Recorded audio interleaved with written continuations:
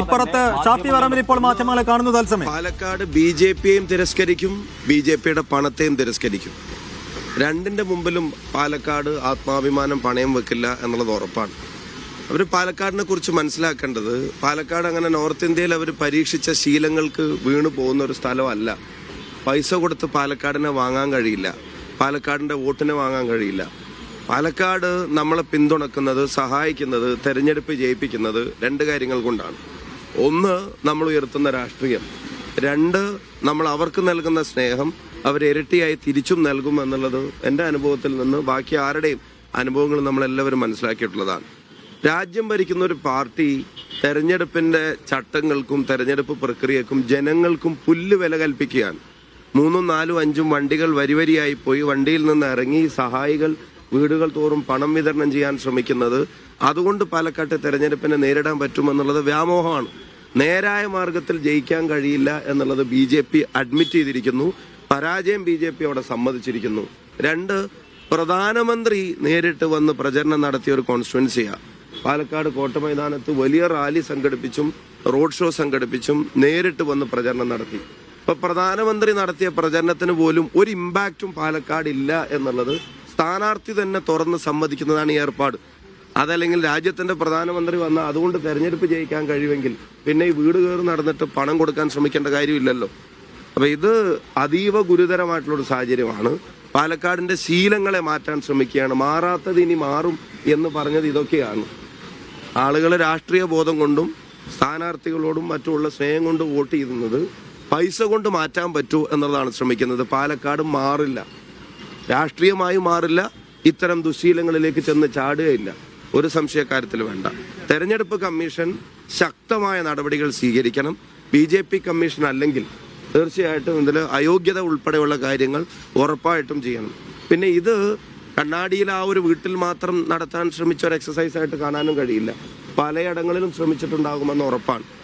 അപ്പോൾ പക്ഷെ അതൊന്നും ഞാൻ പറഞ്ഞല്ലോ, അതിനെയൊക്കെ പാലക്കാട് BJPയെയും തിരസ്കരിക്കും, BJPയുടെ ഇത്തരം ശീലങ്ങളെയും അവരുടെ പണത്തെയും പാലക്കാട് തിരസ്കരിക്കുന്ന ഒരു തെരഞ്ഞെടുപ്പാകും.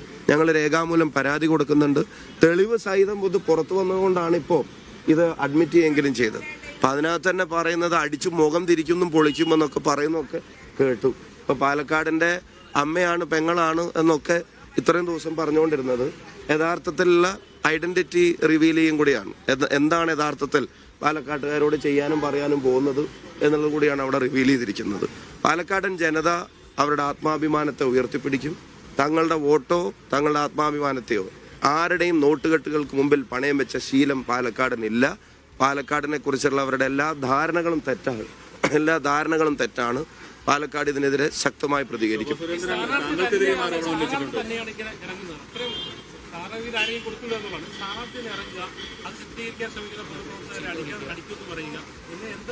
അല്ല, അതിന്റെ ഗൗരവം വർദ്ധിപ്പിക്കുകയാണ്. ഞാൻ പറഞ്ഞല്ലോ, 3-4 വാഹനങ്ങൾ ഇങ്ങനെ വരിവരിയായിട്ട് പോവുക. അതിൽ നിന്ന് ഇത് നമ്മൾ പിന്നെ നോർത്ത് ഇന്ത്യയുടെ ചില സംസ്ഥാനങ്ങളിലും അതുപോലെ ചില സദേൺ സ്റ്റേറ്റ്സിലും ഒക്കെ ഇങ്ങനത്തെ ഒരു ഏർപ്പാട് തെരഞ്ഞെടുപ്പിന്റെ മുമ്പ് പലരും ചെയ്യുന്നതിനെ സംബന്ധിച്ചൊക്കെയുള്ള വാർത്തകൾ, അതിനെ ആ ശീലം വെച്ച് പാലക്കാടിനെ അളക്കാൻ ശ്രമിക്കുക വീടുകളിൽ പോയിട്ട്. പക്ഷെ ഞാൻ ആവർത്തിച്ച് പറയുന്നത് അവരുടെ പണത്തെയും തിരസ്കരിക്കും, പിന്നെ ഈ BJPയെയും പാലക്കാട് തിരസ്കരിക്കും. സ്ഥാനാർത്ഥി തന്നെ നേരിട്ട് അതിന് നേതൃത്വം നൽകുകൂടെ ചെയ്യാന്ന് പറയുമ്പോൾ അതിന്റെ ഗൗരവം വർദ്ധിക്കുകയാണ്.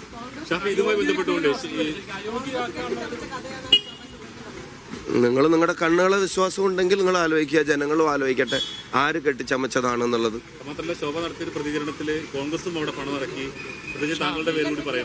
അല്ല, എന്നോട് ഇന്നും ഒരു പിന്നെ ചാനൽ പിന്നെ ഓഡിയോ ബൈറ്റിന് വിളിച്ചപ്പോൾ സമയത്ത് പറഞ്ഞു, ഞാൻ ഒരു ചാക്ക് പണം കൊണ്ട് ഇന്നലെ രാത്രി അവിടെ എത്തി എന്നുള്ളതൊക്കെ സ്ഥാനാർത്ഥി തന്നെ നേരിട്ട് പറഞ്ഞതായിട്ടൊക്കെ ഞാൻ അറിഞ്ഞു. ഞാൻ ഒരു കാര്യം പറഞ്ഞു, എൻ്റെ കയ്യിൽ അങ്ങനെ ഒരു ചാക്ക് പണം ഉണ്ടെങ്കിൽ പോലും, ഇനി നാളെ ഒരു ചാക്ക് പണം എൻ്റെ കയ്യിൽ ഉണ്ടായാൽ പോലും അതുകൊണ്ട് പാലക്കാട്ടെ വോട്ടർമാരെ സ്വാധീനിക്കാൻ ഞാൻ പോവില്ല. അത് എന്നെ പറ്റിയും പാലക്കാടിനെ പറ്റിയും അവർക്ക് മനസ്സിലാവാഞ്ഞിട്ടാണ്. കാരണം അങ്ങനെ സ്വാധീനിക്കപ്പെടുന്നവരല്ല പാലക്കാട്ടുകാർ. ആ സ്റ്റേറ്റ്മെന്റ് ഒരു അവഹേളനമാണ്.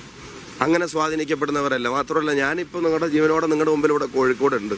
ഞാൻ ഇന്നലെയും നിങ്ങളോടൊക്കെ പ്രതികരിച്ചിരുന്നു. ഞാൻ ഇന്നലെ കുറ്റ്യാടിയിലും പിന്നെ എലത്തൂരിലും തിരുവമ്പാടിയിലും നാദാപുരത്തും തലശ്ശേരിയിലും കൂത്തുപറമ്പിലും ഒക്കെയായിട്ട് ഇന്നലെ പ്രചരണം നടത്തി.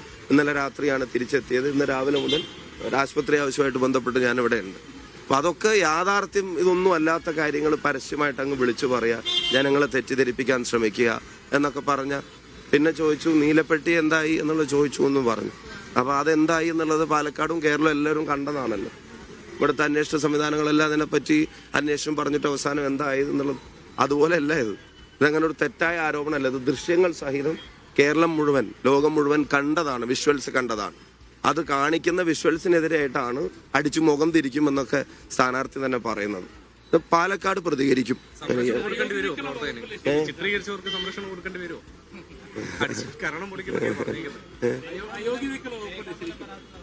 ഉറപ്പായിട്ട് രേഖാമൂലം അയോഗ്യത കൽപ്പിക്കണമല്ലോ. ഇതാണോ ഡെമോക്രസി? ഇതാണോ ജനാധിപത്യത്തിന്റെ ശത്രുപക്ഷത്താണ് സ്ഥാനാർത്ഥിയും BJPയും തങ്ങളെ സ്വയം പ്ലേസ് ചെയ്തിരിക്കുന്നത്.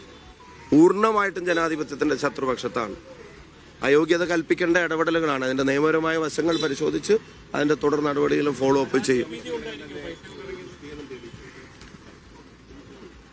അല്ല, നടപടികളിലേക്ക് കടക്കണം. ഇതിനിപ്പോ എന്താ വിശദീകരിക്കണം? ഞാൻ ആ പാവം ഞാൻ നേരത്തെ ഒരു ചാനലിൽ വിളിച്ചപ്പോൾ ഞാൻ പറഞ്ഞു, പാവം അമ്മയുടെ പുറകെ പോയി അതിനെ പ്രയാസപ്പെടുത്തണ്ട.